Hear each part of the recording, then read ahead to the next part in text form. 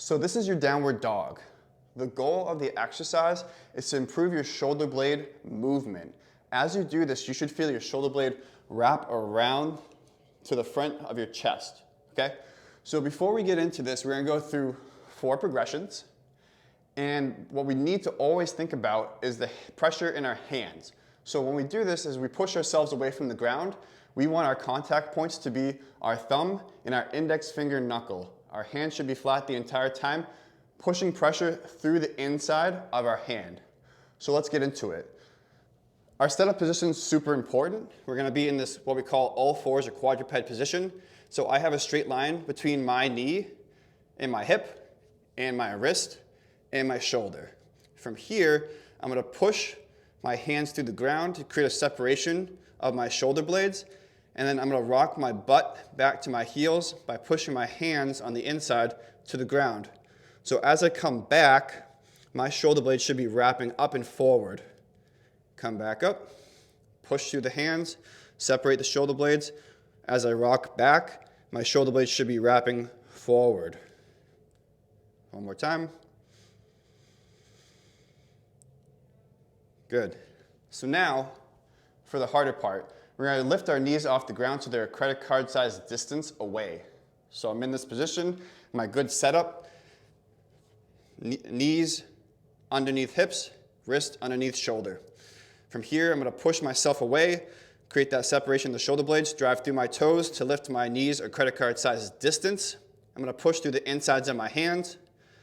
I'm going to lift my butt up, and my shoulder blades should wrap forward.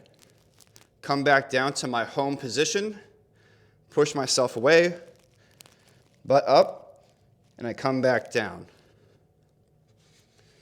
So 2 common issues when you take the knees off the ground. People try to shrug up. I would encourage you to keep these upper trap muscles, is what we call them, away from your ears. Second, people when they start to add the knees off the ground, they tend to get away from their home position. And what they do is this. They come up and then they stay back here. Always shift your weight forward so there's a straight line between your wrist and your shoulder. Spend a lot of time in this position to make sure it's executed very well. The third progression, we're gonna go opposite knee or opposite hand to opposite toe. Same setup position. I'm here. Unweight the knees. As I push my inside hand to the ground, I'm gonna touch my left hand to my right foot. Come back down to home position, and I'm switching. Always pressing through the floor to get that shoulder blade separation, and as I rock back, my shoulder blade should wrap forward. If I do it from the front, I'm here, unweight the knees, push up, and I'm here.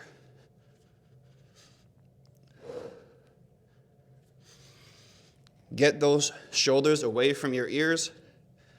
Always come back to your home position.